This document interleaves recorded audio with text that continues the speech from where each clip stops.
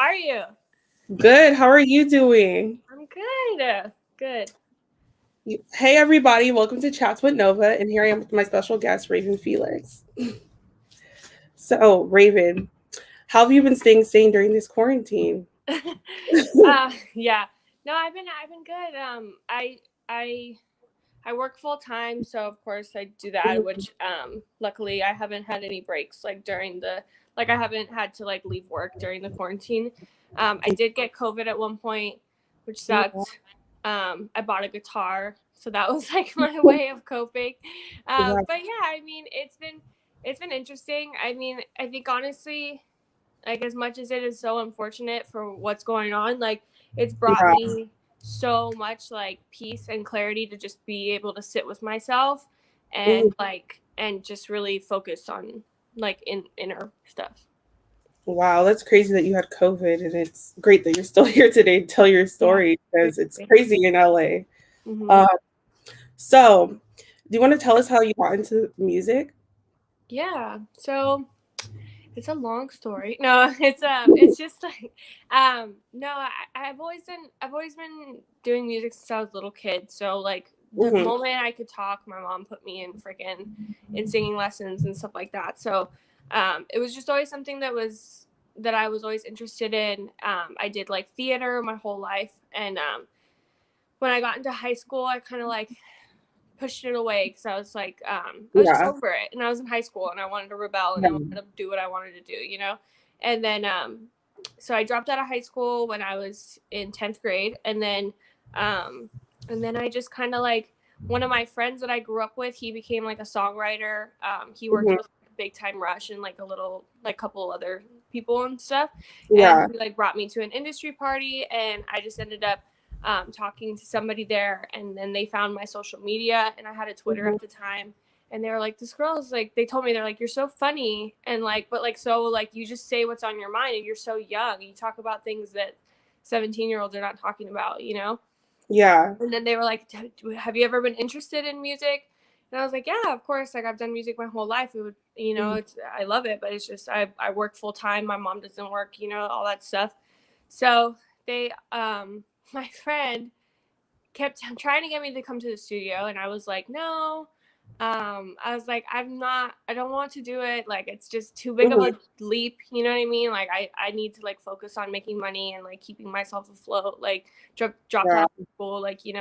And then one day my friend was like, after months of him asking me that and finally accepting my no, he was like, okay, we're just gonna go to Starbucks, and like drove me to a studio, and like that's and then had my first studio session, which that's where I made my first song, "Work, Drink, Fuck, Sleep," when I was 17, and that song was like the big song that was on YouTube and stuff, and Yeah. so like yeah, it was pretty fast, and then I like did that, and then when I was like 18 or 19, I had a song on World Star. I mean, I had a video on World Star, and then Yeah. Snoop Dogg saw me on World Star, and he contacted my management, and then he wanted to sign me, so he signed me, and then I got to know Wiz through Snoop with Taylor Gang, and then they signed me when I was 20. So yeah, Wow. That's amazing. yeah, How did it feel to like get signed?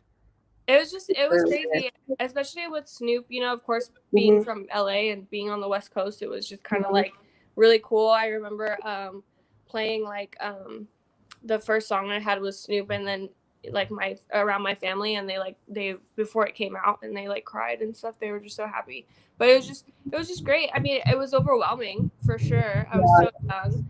I didn't know what I was doing. Like Mhm. I was overwhelmed for sure. Yeah. Um, but looking back, I mean, I wouldn't change it for anything. That's for sure.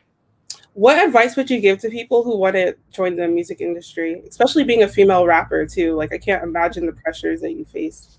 Yeah, I mean, I think that's just the biggest thing, and I think it's pretty cliche, but it's just be like stay authentic to yourself, and Yeah. not be so hard on yourself. I was so hard on myself, Yeah. and that's because a lot of people that were around me were also really hard on me too. But I was really hard on myself, and I created a lot of like negative energy around creating. And it was hard for me to create because I was constantly holding myself to this unrealistic expectation that every single thing I created had to be perfect.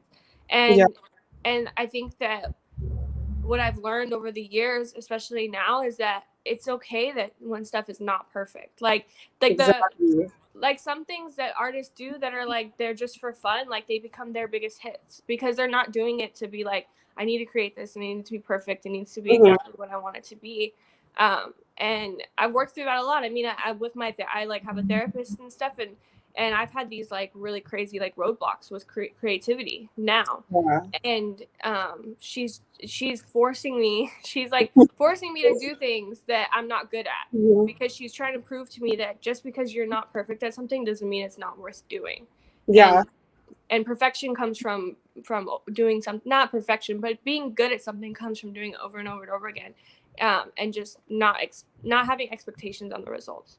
So my biggest advice would definitely be to just create and don't freaking make yourself think that everything has to look a certain way or be perfect. Yeah. And I agree with you. I feel like now today, everyone compares themselves to a lot of people because of social media. And they feel like, well, I don't sound like this person or that person. Like, I know some people that want to be upcoming singers and they're always like, well, I want to be like this star. But it's like, no, be yourself. You have a unique voice, unique things to do, and it'll make you pop.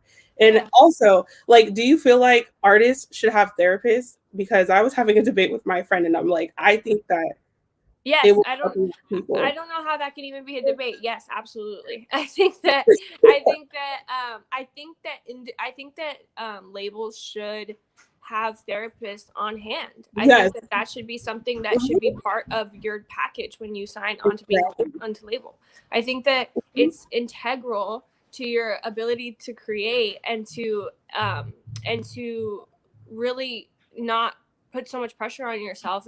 And we see all these really young artists passing away from drug abuse and all this stuff, and it's for a reason. I mean, when I was doing music full time, like I was abusing the shit out of alcohol and drugs and whatever because I was trying to cope.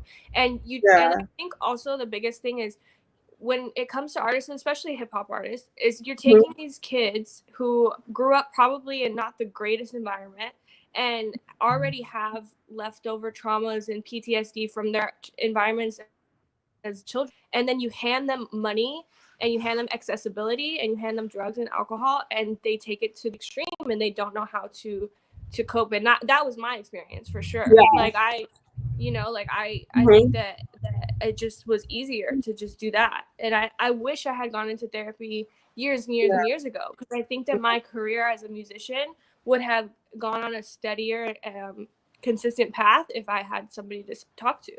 Exactly. I agree. One thing I noticed about you, though, I actually met you when Wiz and Snoop had a show in Concord. You were the only girl there. It was you and I think one of the stage managers. And you were so sweet, and like your stage presence and everything. And I could tell you were so young. And I was asking Breeze, like, oh my God, this girl is so young. Yes. I don't know how she's doing it. I was the youngest person in Taylor Gang. So so I was like probably 20 or something. I wasn't even 21, and I was going with them to clubs and stuff. Wiz would take Breeze's or somebody's ID or one of the security guards, our security guard's ID, and show it to the bouncers and be like, this is her ID, and so they'd let me in. So yeah, it was crazy. I was young as hell. It was insane. How did it feel to travel around the world at such a young age and to perform on stages with so many people? Yeah, I mean, I can't say anything else but just like being thankful. Like, oh my God, I miss it more than anything in the world. Like more than any part of anything from, like all the stuff that I did, and now that I'm like not doing music so much anymore.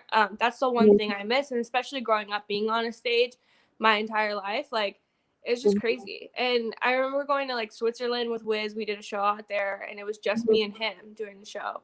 And it was just such a transformative experience, especially for somebody like me that grew up in the Valley and that kind of just had like a very small town experience, in the way that like the Valley where I grew up in Pacoima and stuff is very, very like everybody knows each other. Everybody's Hispanic. Everybody knows each other. Everybody's cousins. Very like, and being able to have the experience to like go outside of that and just experience like the world, it grows you up. a lot. Like, Yeah. it matures you a lot, and it shows you that, like, damn, like, there's so much out there. So I can only imagine. mm-hmm. Do you think you'll ever go back to the music industry?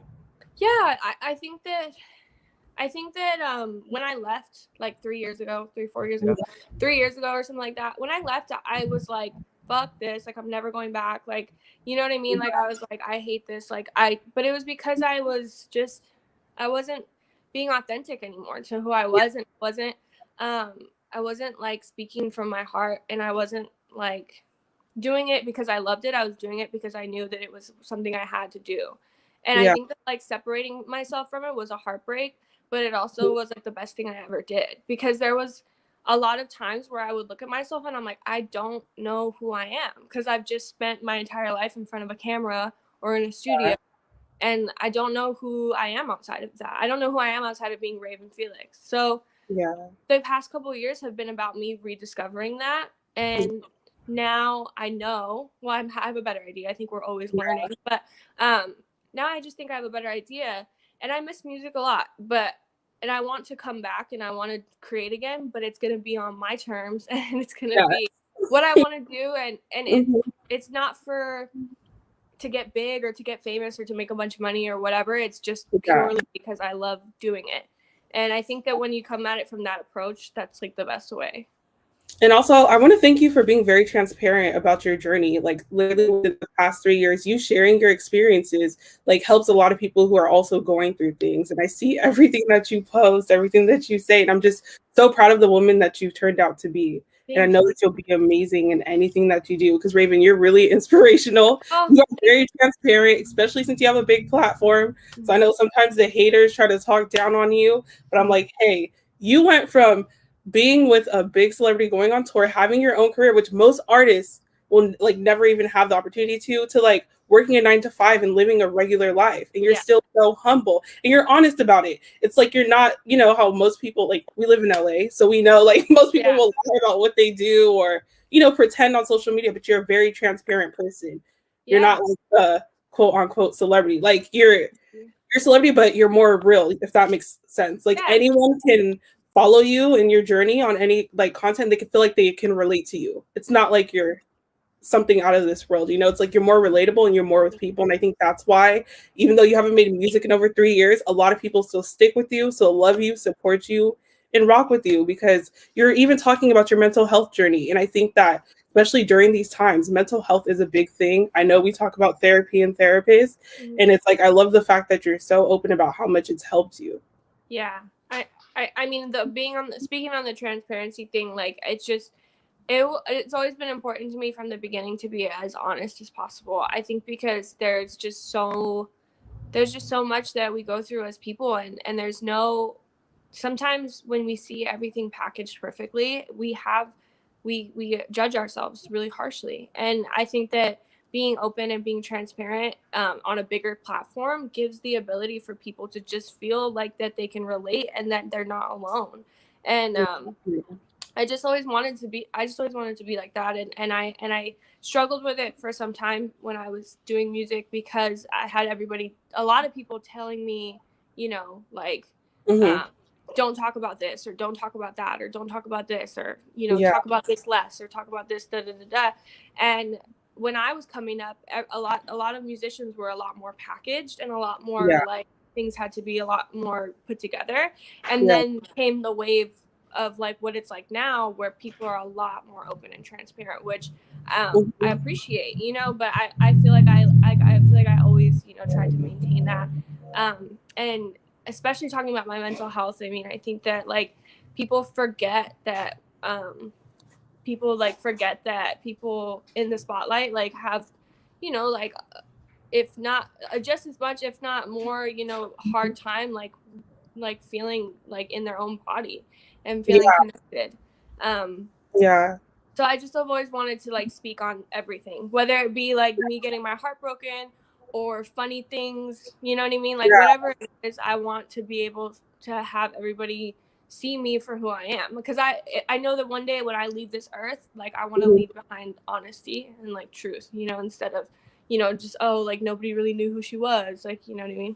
So Yeah, most definitely. And I think also, like you said, being a celebrity, you're very packaged. And even just social media, just seeing influencers, they're very packaged.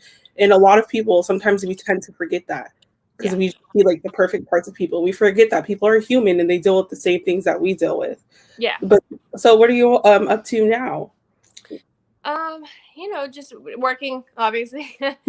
but working, and then you know, just trying to, at the moment, just create for myself. Like I just have been creating a lot, Hmm. writing music, like in my house, like alone, and like just trying Hmm. to create, and you know, hopefully one day I can take it with me and then create like something real out of it. But you know, I think I'm in such a like a positive place right now. And it's crazy. I mean, I just went through a breakup like last week.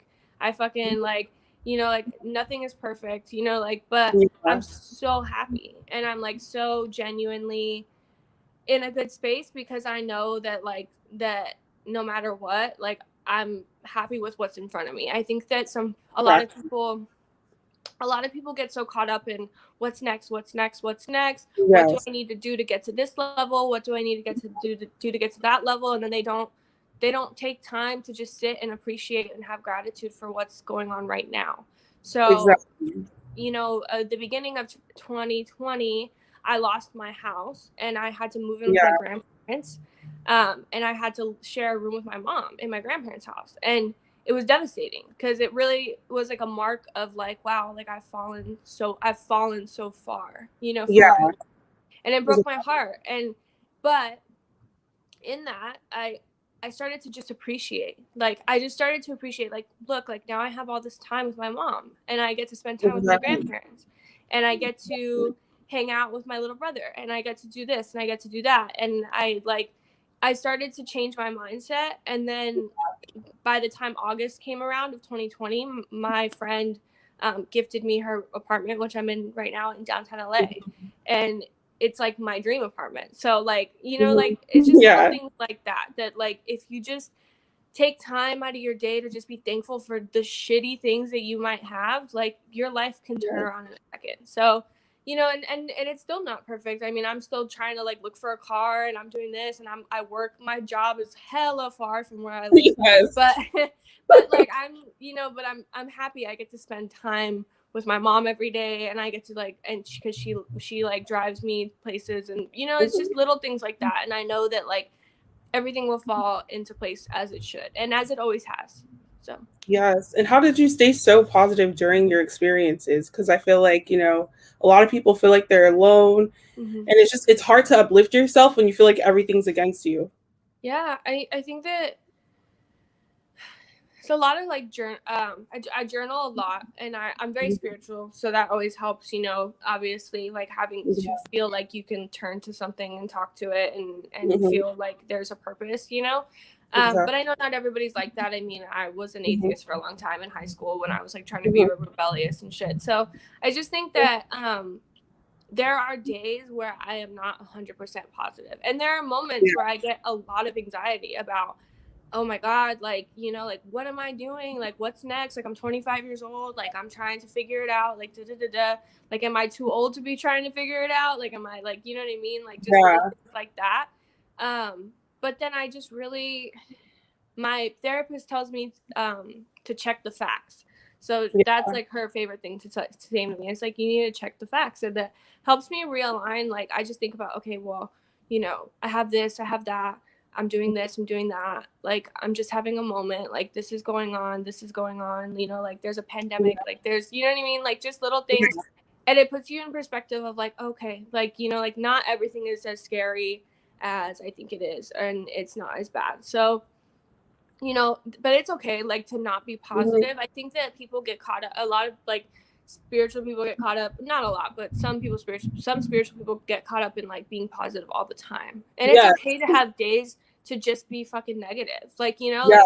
like when I, you know, went through my breakup or whatever, I Mhm. freaking like stormed around my apartment for an hour and like cussed and yelled and was pissed off and cried and didn't go to work the next day and was angry and you know did all this, like just cried in bed and like and then I just let it go, you know, like it's just about letting everything go, because at Yeah. the end of the day, what's coming for you is a lot better than what what you think is right in front of, like, what you think is the best for you, Yeah, and I think it's also about feeling your feelings, because we also kind of live in a time where everyone tells you be positive, look at the positive stuff. But it's like, if you don't feel your negative feelings, if you don't cry, if you don't let it out, eventually you're gonna keep them inside of you. Then it's randomly just all gonna come out at once. Exactly. Feeling your feelings is so important. And like, Yeah. like I let myself feel my feelings a lot. And I like let myself, I don't really drink anymore, but like if I'm having like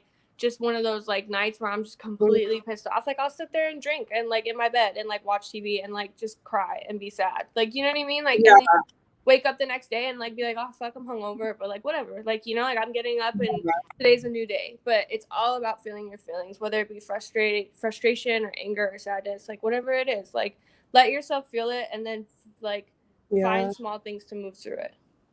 Most definitely. And I mean, do you feel like the music industry has changed from what it was back then when you were signed to now? Yeah, I mean, from what I've seen, I feel like it's changed in positive ways. Mm-hmm.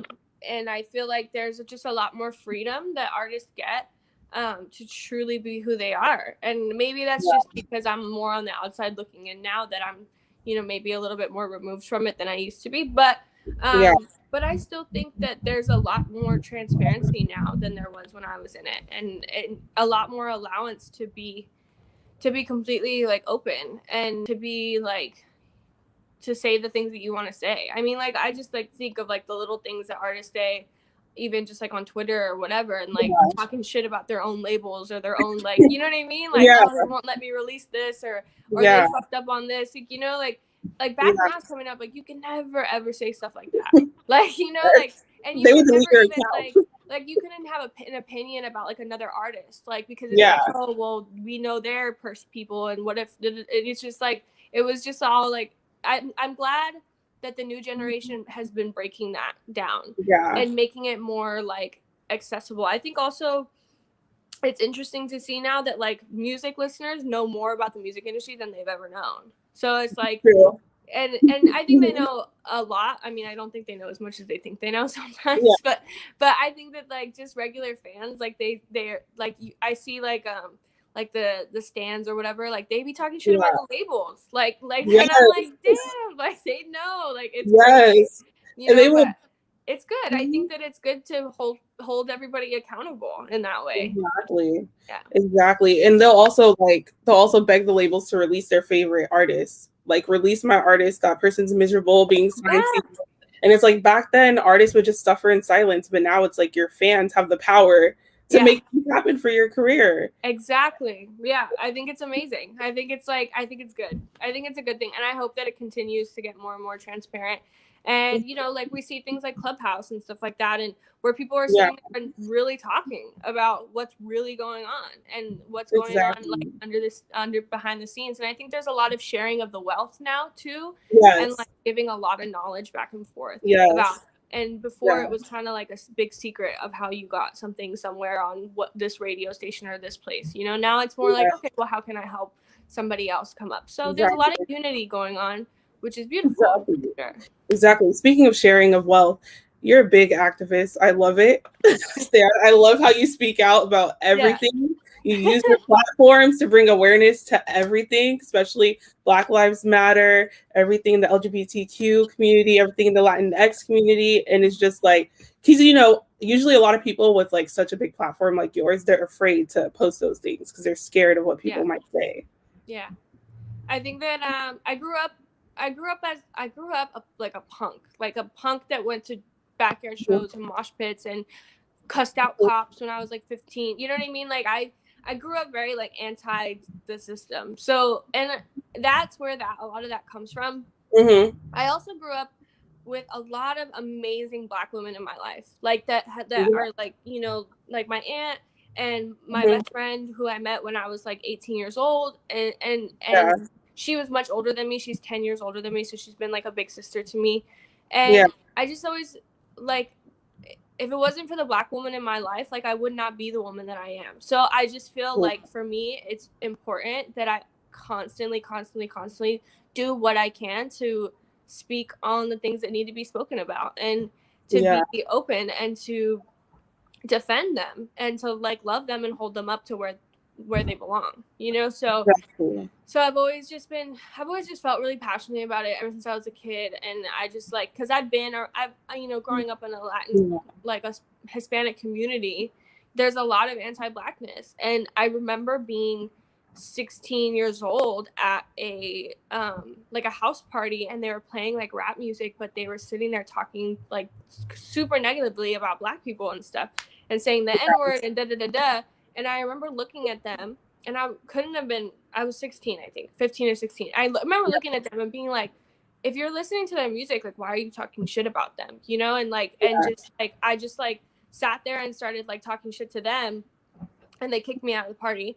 And you know, like, I just always like, I just never understood, you know, like I just was like, and it came from an early age. So, and I just always want to combat that. And a lot of people are silent about it on social media. Like, you know, like I've been to the protests, I've had rubber bullets shot at me, like, you know what I mean? Like I have been on the front lines, and I want people to know that like it's okay to like be open about these things. Because if somebody doesn't want to work with me because I am open about those things, then they don't have to work with me, and I don't want to work with them either. So period. Yeah. Definitely. Yeah. Most definitely. Where do you see yourself in the next 5 years? In the next 5 years, damn, that's a hard question. I don't know. Hopefully, I mean, definitely. I mean, hopefully, gonna leave my desk job this year. So that's number one. Now, I'll probably be here in downtown LA still. I don't anticipate meeting a man in the next 5 years because they're all dumb. But No, you know, I hopefully in some capacity back into music, whether it be on the business side, working with other artists and working in that way, or doing my own thing. I think that I'm at this point, I'm 100% open to both. I just want to be around it again. And I just want to be, I think that also another thing that I'm really passionate about is mental health, of course. And so hopefully I've been thinking about going back to school and getting my degree. So I can be a therapist. And so I want to, but I want to specialize in artist therapy. Because I think that it would be really cool to go on that side of things and kind of in that way. And then I can make it possible for these labels to have therapy on exactly. You know, because I think that that's something I'm really passionate about. So, but I'm in no rush, because you know, you can go back to school whenever, and I could, you know, maybe when I'm 50 years old, I'll get my degree, and then I'll be a therapist for other artists. You know what I mean? So I'm in no rush, but it's just definitely something I'm interested in. But in 5 years, hopefully, put out another project and be creative full time. Yeah, that's amazing. And even if you want to be a therapist, you can have the labels create a job for you. Because you know what it's like to be an artist, and then you know you're on both sides. But also, how was your transition from like living the artist life at such a young age to transitioning back into normal life?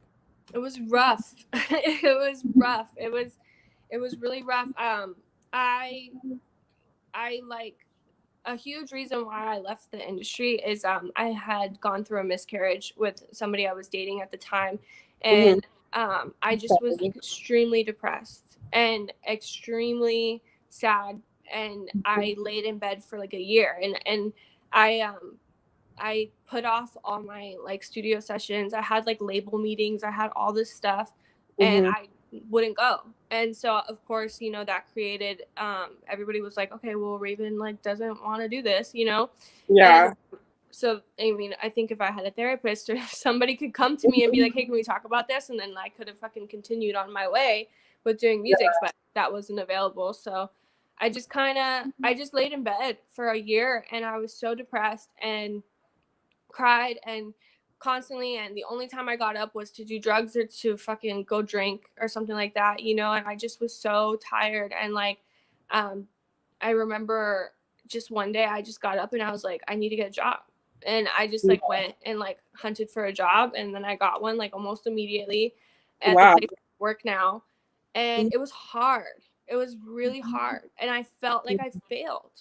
Like, I felt genuinely like I was a failure. Like, I was just for like a good 6 months at my job, like I went every day like just like in tears and just like feeling like, wow, like, you know, like I failed everybody. I failed my family. I failed all the people that believed in me. I failed my fans. I failed everybody. And I just like, it was so hard. It was really hard. But what had happened was that I started to get into the routine of things.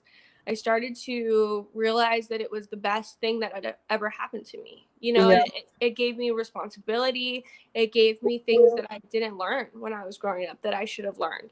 That I just wasn't able to because I dropped out of high school so young, and I was, you know, just, you know, I was kind of a troublemaker always growing up. So I just had no like responsibility. And so through, you know, having my desk job, it just taught me like that, okay, like I have to be there and get up at 7 in the morning so I can be there at 8 and so I can get a check. Like, you know what I mean? Like it wasn't like how music was where I could roll out of bed, go to the studio, whatever, like, you know, and so it was good for me. And when I started embracing that and being okay with that, it just helped so much. And I really got lucky. I appreciate everybody that I work with and stuff. They're really nice. Everybody's really cool. And everybody knows that I want to leave someday. So they're not sitting there like, oh, can we, like, you know, train you to do this so you can get a higher position? Like, everybody knows that I'm not trying to be there for much longer. But it's just, it was a hard transition. And I beat myself up about it constantly. And I really, really, really felt like I had failed. But I realized that failure is really subjective. And it's really not what we think it is. Like, failure is just redirection into a different way. And I I feel redirected in the best way. And I was able to learn myself more than I ever could if I had kept on doing music. So it's a blessing for sure. Exactly. They're leaving a lot of nice comments for you in the comments. I know. I am trying to like read them and talk. Thank you guys so much. Yeah, no, you're very relatable. And, you know, I want you to know you are not a failure because, look, I feel like God stopped you on your music journey because he saw the path you were heading, and God forbid, like, where you would have went, you know? So he stopped you to get you grounded and to find yourself more. So the next time you enter the game, it's going to be easy for you. Exactly. And I feel like, I feel like now, like, if I make a comeback and stuff, it's going to be so different, and it's going to be with like my heart in it. And like, and I'm going to be able to say no and say what I want, you know what I mean? And really make what I want and not feel like pressure to do it any differently than how I want to do it. Yeah. What do you miss the most about touring? Oh man. Everything. I just miss being on stage. For sure. And I miss just like feeling the feeling of waking up on a tour bus and not knowing what day it is or what time it is, and just knowing that like that I have to be on a stage today is the best. And it's something that I miss like crazy. And I miss the strip clubs, the partying, and all that good stuff. But no, I miss the. It feels like you're in a different universe almost, because you're just like you have no idea like where, like you have no idea where you are. You don't know what day it is. You're just there to create and perform, and like what's better than that, you know? Were you intimidated seeing those large crowds? Because you performed at like stadiums and stuff, opening up for Wiz and Snoop. Like, you didn't do no small venues. No. So I can imagine I'd be having a panic attack. I'm like, I don't know how you did it. Yeah, no, actually it's crazy. When I was in middle school, I was part of like a musical theater group, and we actually used to travel around the country and do huge festivals, and I won like a bunch of awards for it and stuff for singing. Wow. And so I kind of got used to it at a young age. It's funny because small crowds make me really nervous. So like if there's like a crowd of like 20 people or 30 people, like I'm like freaking out. But like a crowd of like thousands of people is like, oh, whatever. Like, you know, like it doesn't bother me. It's just like a sea of people. So it wasn't that hard. I think it was more so scary like being the opener. Like, because people are like they want to judge you because you're opening. You know, like they want to like. I got booed in Atlanta. Terrible. You got booed in Atlanta? Yeah, totally. I deserved it. but it's fine. And No, you still went through with the performance? oh, I went right to the end and went off stage and cried my eyes out, and and you know what I mean, and Mhm. it was during a South by Southwest festival I did with Wiz. Oh, And, wow. or no, not South by Southwest. What was it? It was something else. It was some Atlanta festival for like artists. Oh, A3C. What was it? A3C? Is it Yes. A3? Yeah, A3C in October. Yeah.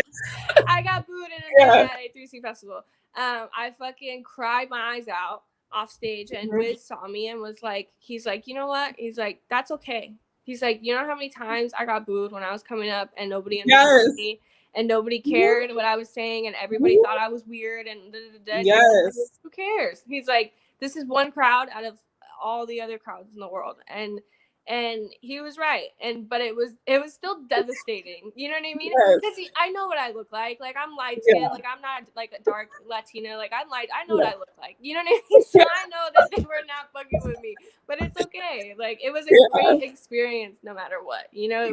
It was good to get booed, you know, like I think it's humbling, and it's good to fucking like to realize who you are sometimes and be like, Yeah. you know what? Yeah, I get it. Like, I'm not the most, like, I'm come on stage, I look like a white girl. I'm not the most entertaining thing to them. Like, you know, like, it's okay. Like, but Yeah. I powered through it anyway and did my thing. So it's all right. That's good. Yeah. And I mean, not many people can say that they had Wiz and Snoop as their mentors. Mm-hmm. Yeah, they're awesome mentors too. I mean, they really were. I learned a lot from them, especially from Wiz. And Wiz is so smart, and he definitely knows what he's doing, and he definitely is a good person, you know. So Yeah. it was good to, like, you know, really like get those moments with him, and really, you know, and he made sure that there were those moments, because I think he really did like consider me like his little, like, under his wing, you know. Yes. Yeah. And it's crazy because the very first concert I went to was in Sacramento. There was literally only like 20 people. Mm-hmm. This was in like 2009, 2008 in Yeah. Sacramento. So it's just like crazy. Oh yeah, to I see. performed to empty rooms before, so it's like, you know, like, Yeah. but you know, like I was on tour. The last tour I did, like right before I left the music industry, was I did a tour with Little Debbie, but like I remember like some spots there was nobody there, but I would perform like there was 50,000 people there, like, and there was like nobody there. Like there's like the security guard in the back, like for the fucking bar, and I'm just like pointing to him and like making sure he has a good time, like, you know, like just it's just, you know, and I just say like it's practice, like it's fine, like it's practice. It is. And even with those situations, you still like performing, even though you know deep down you wanted to cry. It's a lesson, it's like a life lesson. Like if you want to achieve something or go after a dream or goal, even if you think that you can't, still do it. Mm-hmm. You know? And it's also like even though if you think nobody is watching, like you still do things like 100 people are watching, because like, you know, you never know. You never know. Exactly. It's so crazy, man. I love your energy, Raven. I always tell people about you. And then, like, I'll never forget the last time was we met at Air Max Day. It was the Travis Scott Nike event. Yes. Oh, wow. Yeah. No. And we were just talking about the industry and stuff. And I was like, wow, this girl gets it. And we just had a really deep talk that day. Oh, that's awesome. Yes. Thank you. I'm so glad, you know, and it's been so nice to like have this friendship for as long as it's been, you know what I mean? I know. Like, it's great. I love it. And it's just great to like witness you grow and just see you be the woman that you are, and like never ever let people that try to tell you, oh, you were a rapper or you were an artist and now you work a 9 to 5, like you're lame or whatever. It's like, no, you have your own journey. Just because your journey is not like this or that person, that doesn't mean that you're not going to be successful. Like you're going to have a star on Hollywood Boulevard, watch, and you better invite me when you get that star. I will. I will. You know, but it's like your impact, like God is using you as a vessel, and your impact is just something different because you speak to so many different people, especially about what you've been through in life, and you being so transparent. Just even you saying you lost your house, had to live with your grandmother, and now you have your own place. And you know, even right now with people dealing with COVID and stuff, I know a lot of people are like freaking out. They feel like there's no hope, but you know, you were still able to get back on your feet and find a way to make things work by just staying positive, even though I know it was not easy, but staying positive and pushing, telling yourself every day I keep going, things will eventually get better. Yes, absolutely. Because they will, as long as you keep waking up. I mean, shit, there are days And there were times where I tried not to wake up and I tried to take my life. And there were days where I was, done and I was tired. Yeah. And I'm so glad that I'm still here. And I haven't been able to say that until this year, and I say that with truth, like with honesty, I think that there's just so much about life that's like left to be discovered still, in my life.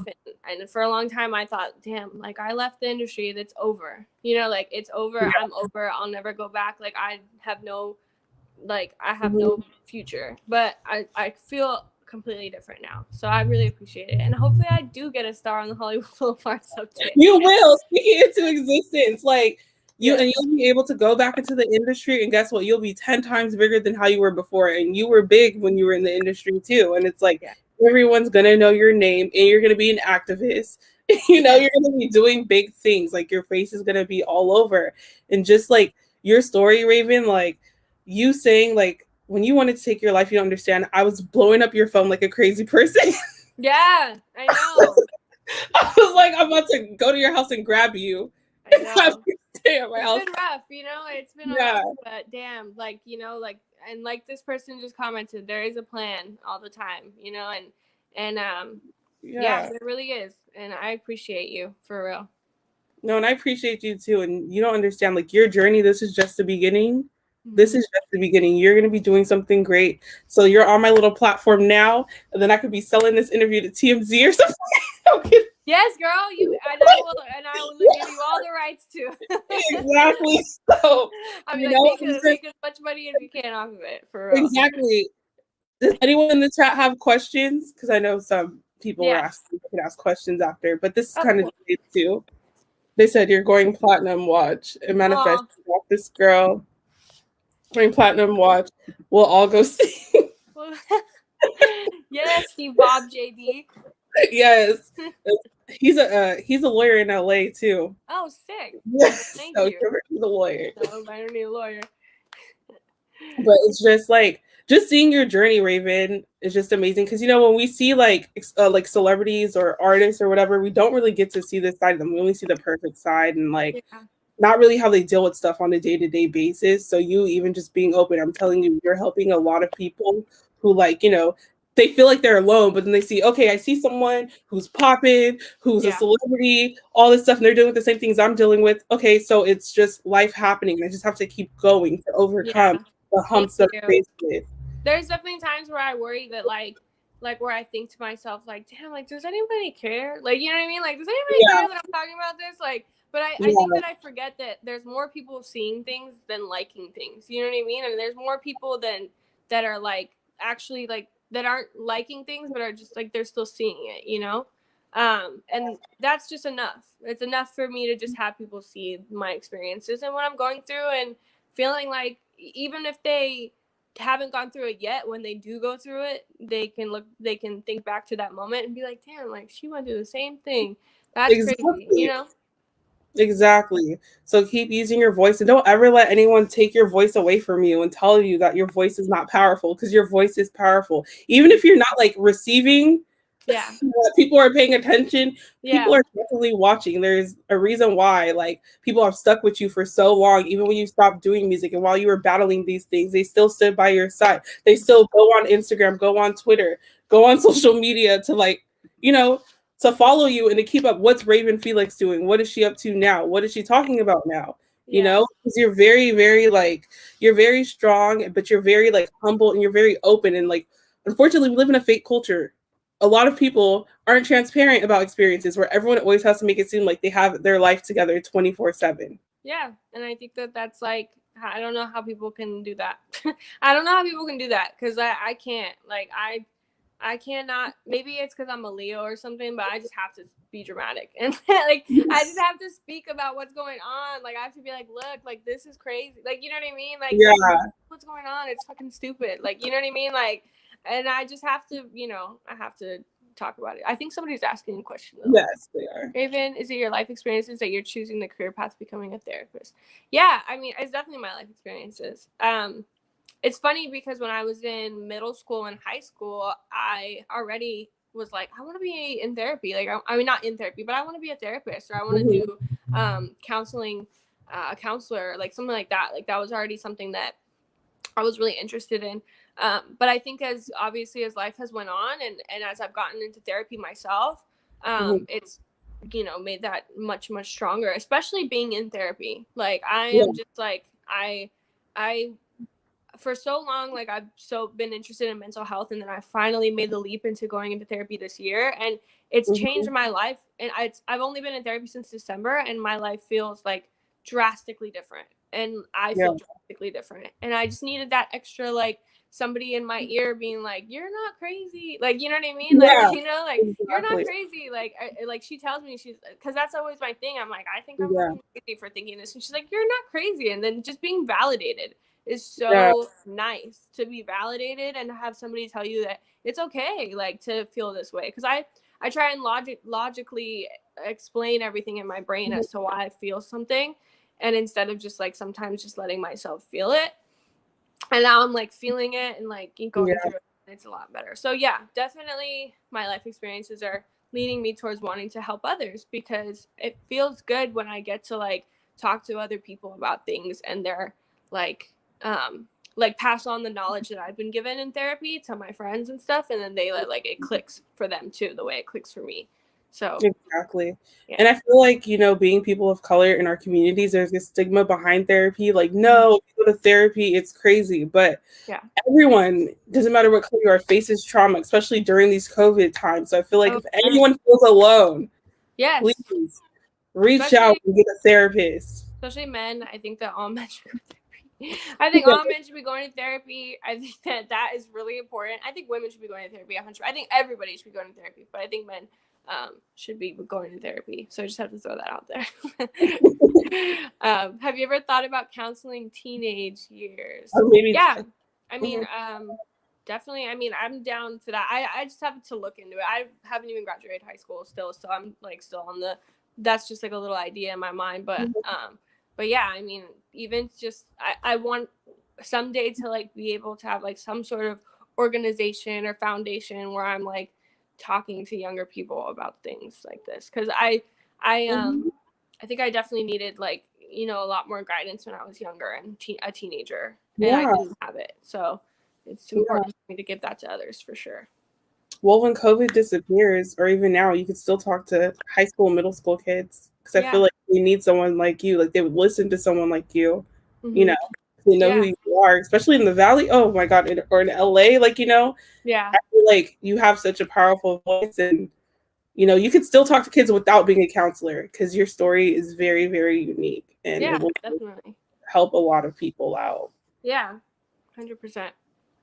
I mean, so being in Hollywood, do you, like, miss, you know, the Hollywood life and being the star, going to clubs and parties? Because, you know, right now in LA, there's all these everything's shut down. parties.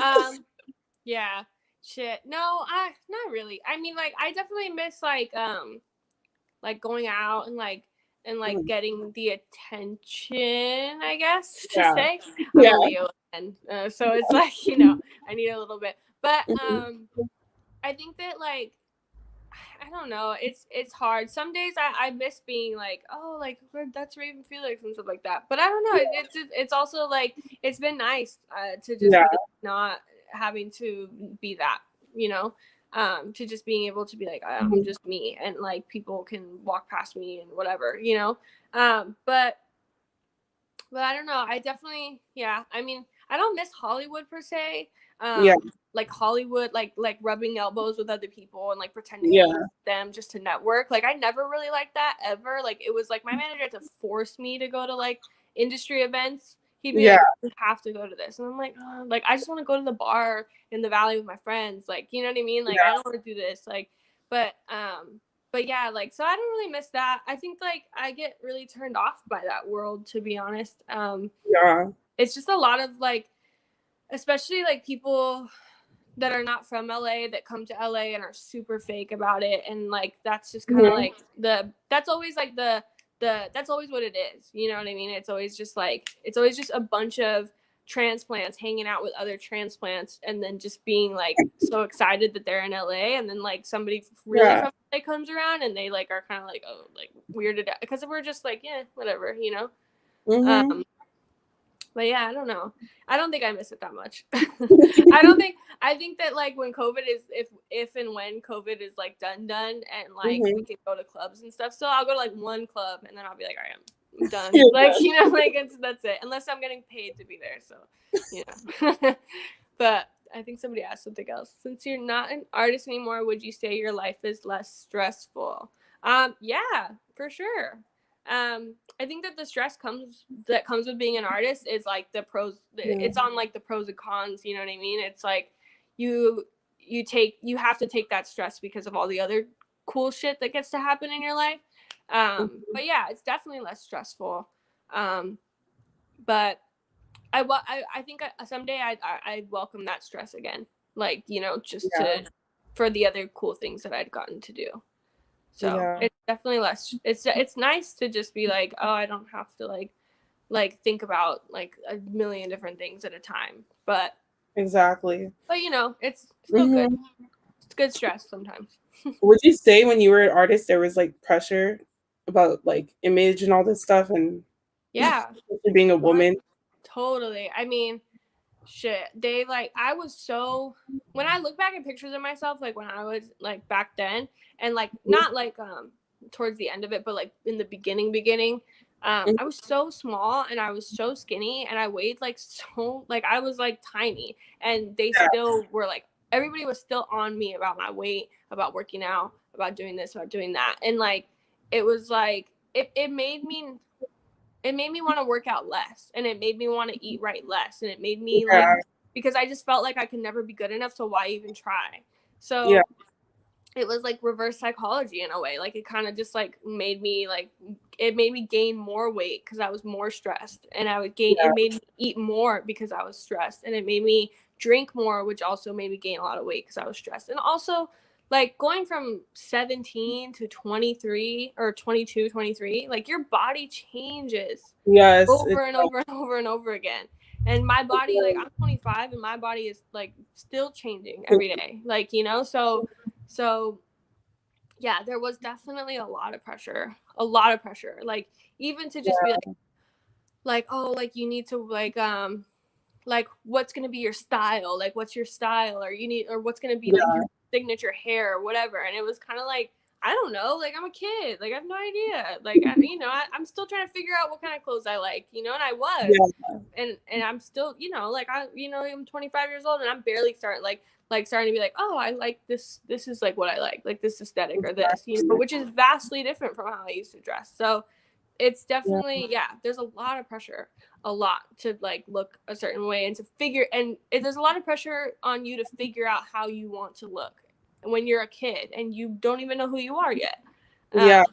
So yeah, I definitely felt like that was really the, you know, one of the biggest, heaviest things for me, for sure. Is like, you need to be skinny and you need to look like this and and other people were getting their bodies done and stuff like that, and I wasn't really into that idea. And so it was hard, but that's another reason I'm glad I stepped away, because now I like the time that I've had away, like I've gotten to like love myself and to truly love myself and to like not feel threatened by what other people look like or want me to look like. So you would say like to go into the industry, just make sure that you're super confident about yourself, or else it can make you have a very low self-esteem. Yeah, I think definitely. I think you should just at least be mindful of like, you know, and also I think like your body is your body, and like you should take care of it and you should love it and all that stuff, but it's just a vessel. Like you're just a vessel, like for like the soul that you have inside. So if you gain a little weight, or if you look this, or you have blemishes or whatever, like who cares? Like it's like, I just you know, and for so long it was just like, I just put so much pressure on myself. So I definitely think that being confident, or at least just loving yourself, like and knowing that you don't have to be perfect is enough, you know. Exactly.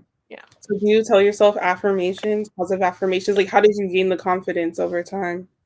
Just like positive Positive affirmations. Yeah, I just kind of like, I think the biggest one for me is like telling myself that I'm worthy and like that I'm enough. And like, yeah, that's like something I've struggled with for a long time. And as I've been in therapy, we've talked about it a lot because it's something that I struggle with from childhood is like my self-worth. And so it's like, just reminding myself. And, I have always been a person that loves myself, but I still struggle with that like deep part of me that's like, am I good enough? Like, but I think that just like looking in the mirror and like, and being like, and realizing that nobody is perfect.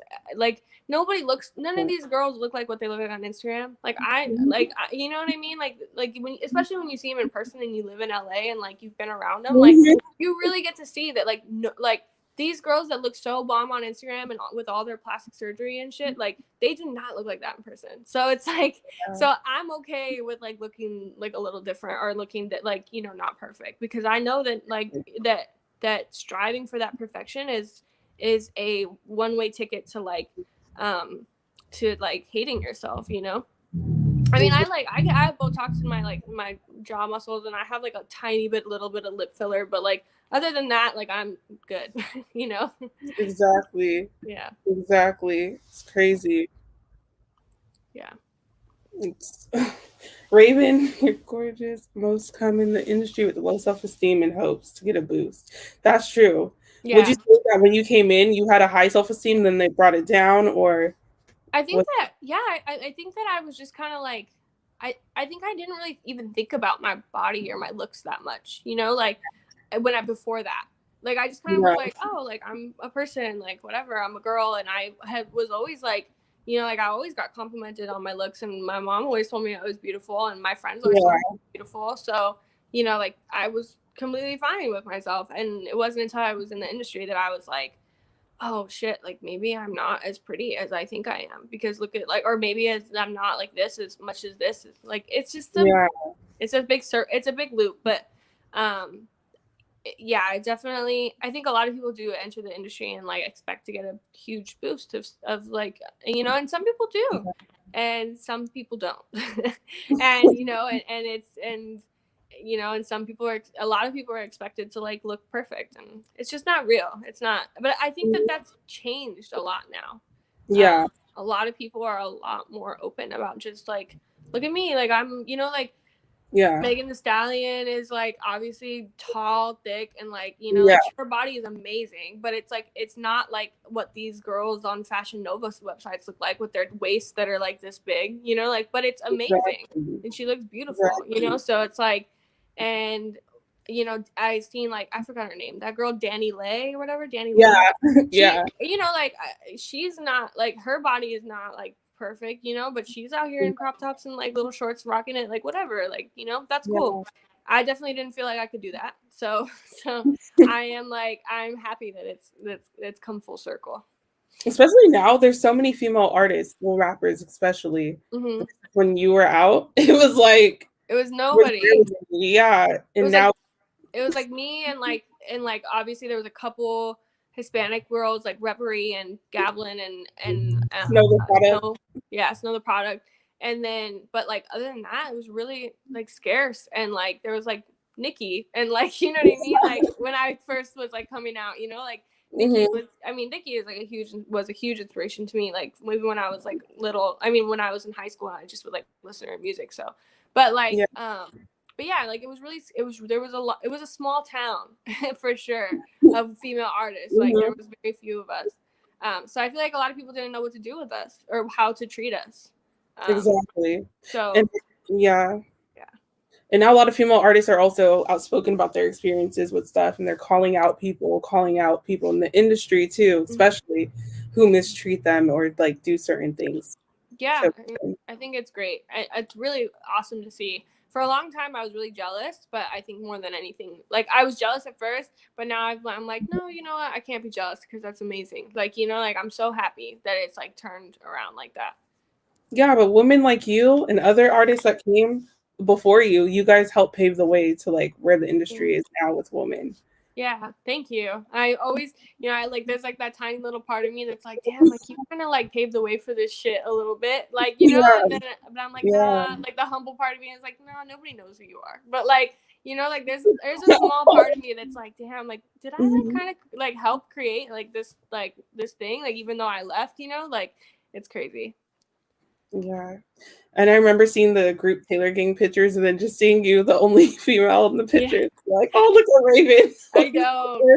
It was crazy. It was awesome though. I mean, I'm glad that like if I don't get to do nothing else in my career like with music that's like as big as that, that's fine. Like because I still get to like know that I was on that cover and I did those things, Yeah, most definitely. Man, so what words of advice would you like to leave our audience? Words of advice. Just I think my biggest word of advice is to stick to your guns and always be authentic to yourself and journal a bunch and go to therapy if you can. And no, just genuinely find small pieces of happiness throughout your day, every day. They're there if you look for them. And if you allow them to fill you up and fill your heart up, then you'll get bigger pieces of happiness along the way. Exactly. Thank you so much, Raven. Coming in for an interview. We'll definitely have another one sometimes. Yeah. I appreciate you because I know you have a very busy schedule. So thank you for taking the time out to come over here and have this conversation with me. Because your journey is beautiful and you're still on your way. And we're gonna see that Hollywood star. Yes. we're manifesting it right here. Yes. All right. Have a great day. Thank you, everybody, for the chat, for the love. Thanks, everybody. Have a great day. Bye. Bye.